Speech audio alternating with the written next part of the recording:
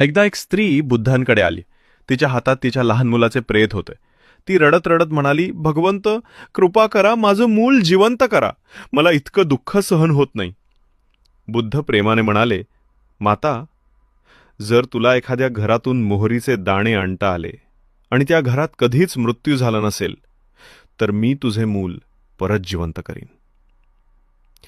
ती स्त्री गावोगाव फिरली, पण प्रत्येक घरात कुणाचा ना कुणाचा मृत्यू झाला होता. शेवटी तिला समजलं की मृत्यू सर्वांनाच अटळ आहे. दुःख हे जीवनाचा भाग आहे.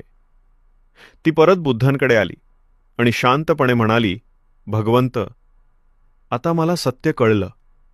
मृत्यू टाळता येत नाही, पण त्याला स्वीकारल्यावर मन शांत होतं. जीवनात मृत्यू आणि दुःख अटळ आहेत, पण स्वीकार केल्यावर मन हलकं होतं आणि खरा दिलासा मिळतो.